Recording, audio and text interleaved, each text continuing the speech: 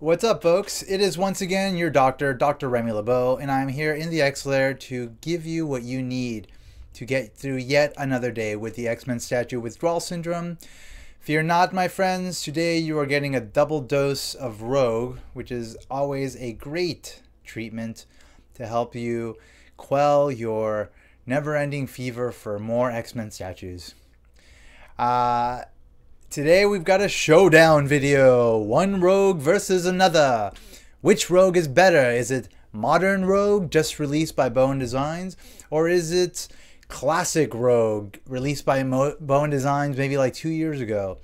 Both of them are super cool representations of one of our favorite mutant characters, Rogue.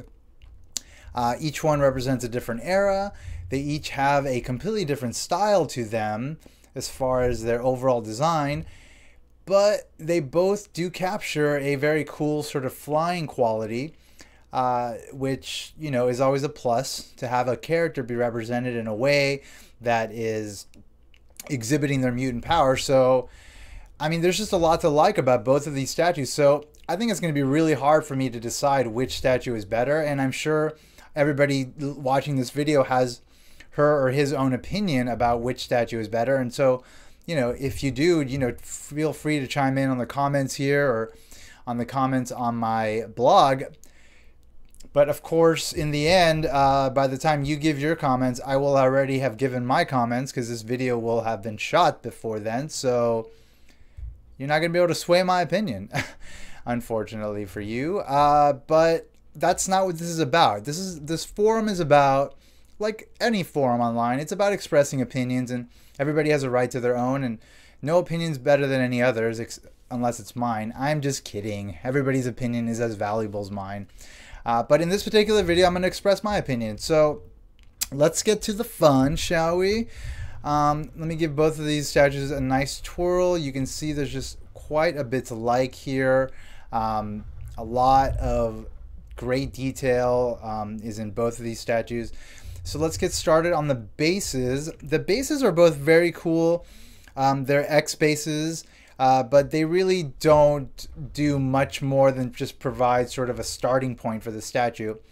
But on the classic Rogue statue, the X is it has like, it's kind of like a very dark gray X with like black cutouts, which is nice, which sort of complements the overall color scheme of the statue nicely. But the modern Rogue statue went a little bit further and has like a completely silver base, with the cutouts being like a nice sort of shiny green color, which is really nice. It's really elegant. It kind of is a great starting point for the base, given that there's so much to look at beyond the base, and obviously, like this swoosh, like this flying translucent resin element of the statue is sort of definitely more eye-catching than just a flat base. But nonetheless, like, I think with this statue, there was just a little bit more thought put into it as far as like making it sort of Rogue signature. And so just from the very bottom, I think this statue wins that. And then the swooshes. So this swoosh over here, I like this one better because it's just, it's sleeker. It's a little bit more sort of curved, which just kind of, like, this one looks like she's kind of hovering, and this one looks like she's just taken off, which is, I think, a little bit more sort of fictionally realistic, if you want to put it that way. You know, just realistic in the fictional world that she exists in, like just her having just taken off rather than her having quickly gone up and sort of decide just hover in one place. I don't know. Maybe I'm just being super picky, and actually I am, because this is a showdown video and that is the nature of these things. So screw it. I'm going to be super picky. I just like this a little better. I think the translucent, the resin that was chosen for this one is just a little nicer. It's kind of more glossy clear, whereas this one has more of sort of like a plasticky feel to it. And I know exactly what it is. So with this statue here, there's like a slight problem in that, okay, so the statue connects to the base through the swoosh element here. And there's been some problems with the statue, like slightly starting to lean forward a bit because I guess the physics of the thing weren't necessarily thought through as well as they probably could have, but not terribly, because obviously I've had this statue for probably 2 years now, and it's just fine. So, but I have seen, I think other collectors have mentioned something about their statues maybe losing its structural integrity a bit. And so I think what Bowen decided to do with this one, with the modern version, was to make the swoosh part of the statue and have the swoosh connect to the statue via the base. So here you can see this, it's all part of the, it's all one piece, the base and the swoosh and the statue. And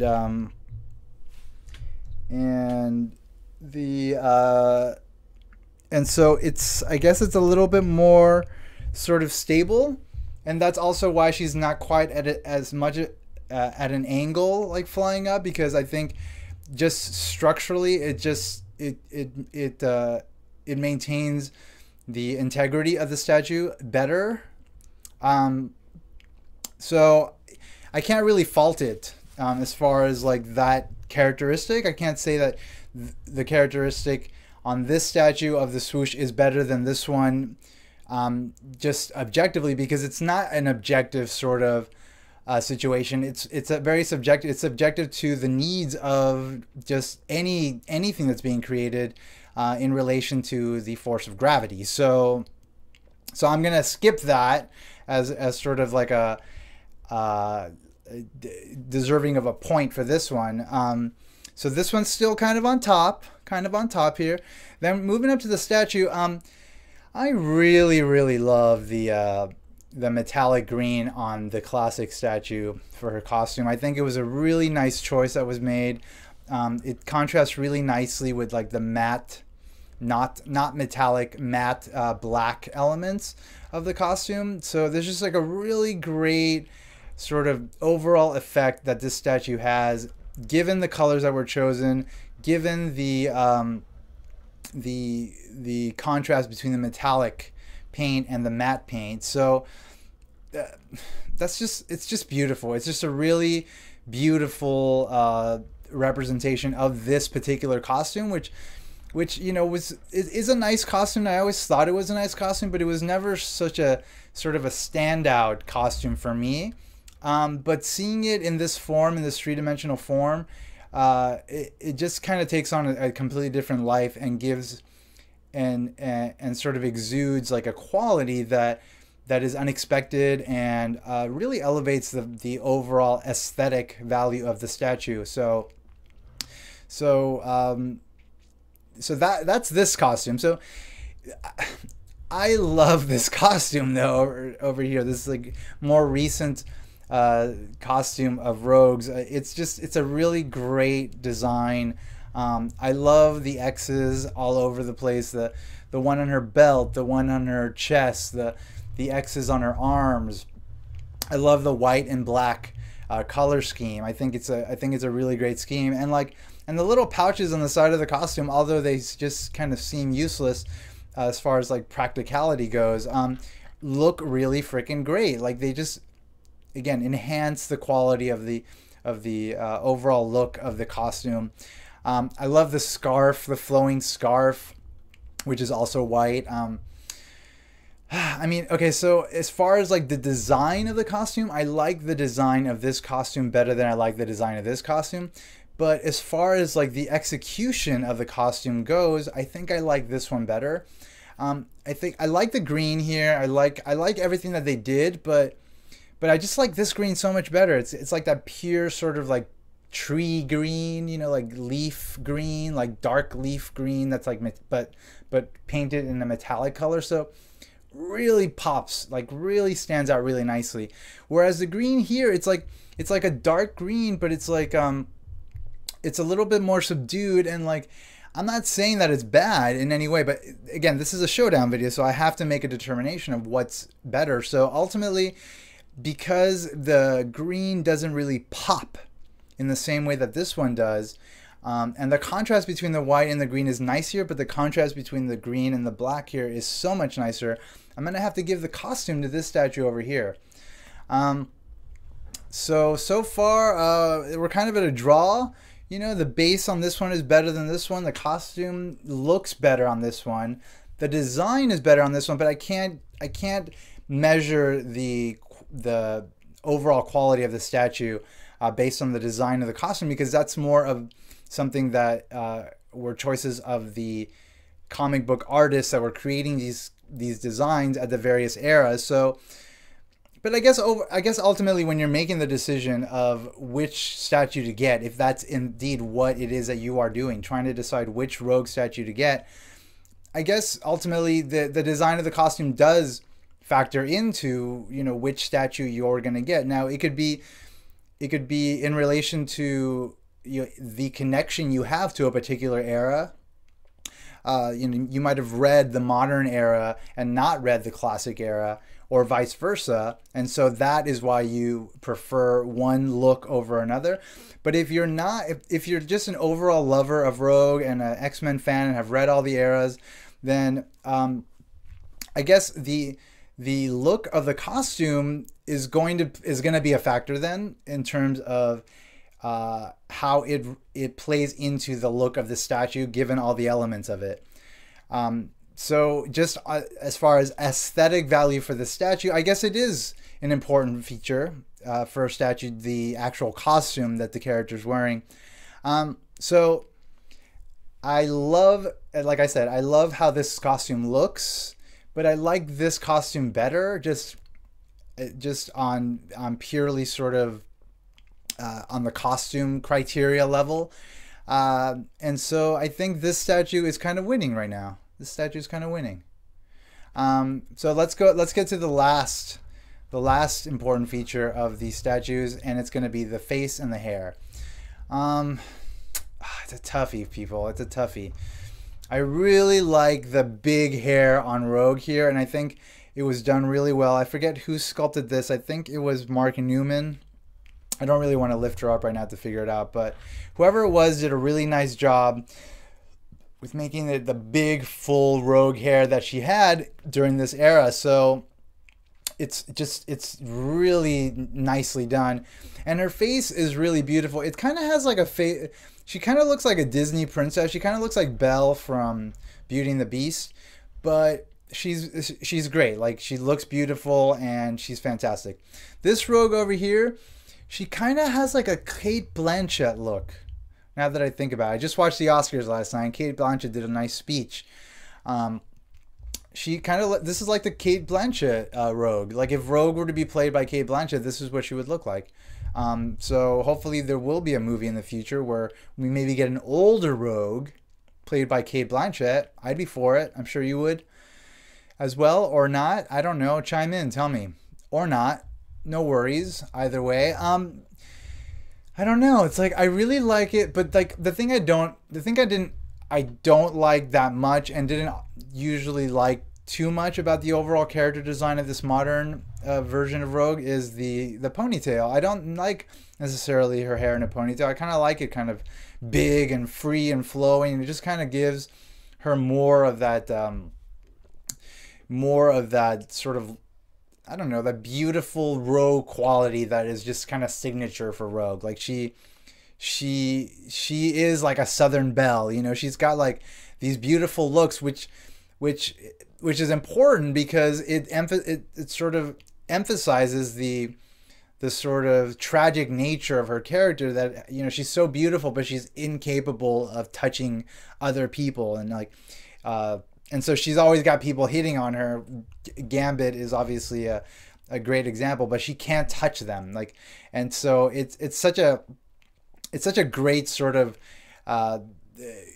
element of her story that kind of like is visceral and like really takes us in, and to her plight as a character, and kind of gives her more dimension, and makes her the character that we all love. You know, like, she's complex, she's tortured, she's awesome, she's not just beautiful.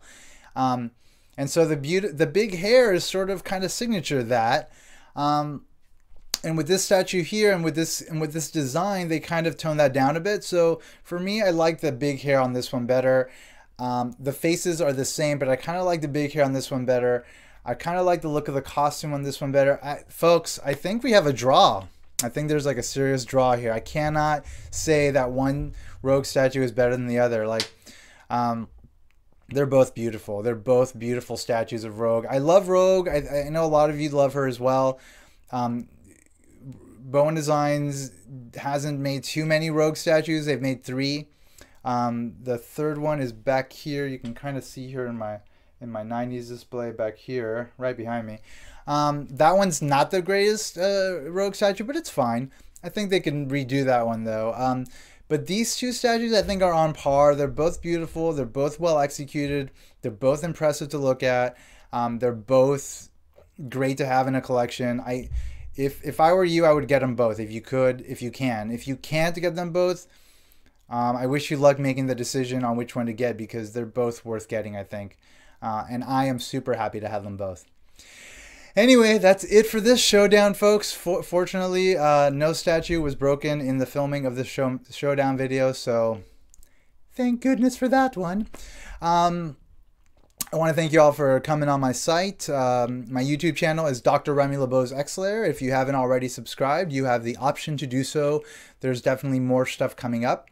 I also have a blog. It's called X-Men Statues of Future Past. .blogspot.com, in which I have plenty more videos of various statues to show you. So and I have close-up shots of every statue that I've posted, and there's just a lot more other stuff related to X-Men statues on my blog. So if you want to check it out, go ahead. If you don't, I understand. It's up to you. Whatever. Everybody's got, you know, limited time on their hands and have to choose wisely the best way to use it most efficiently. It's just the nature of living in the internet age, really, when there's just so many cool things to check out. So thank you. Given that you have so many great options to sort of enjoy online and on, you know, on cable, etc. I really appreciate you taking the time to stop by my little channel here and check out my material. As always, I will see you very soon, but don't forget to put an X in the box, because ain't nobody checking me, folks. Ain't nobody checking me. Take care. Bye-bye.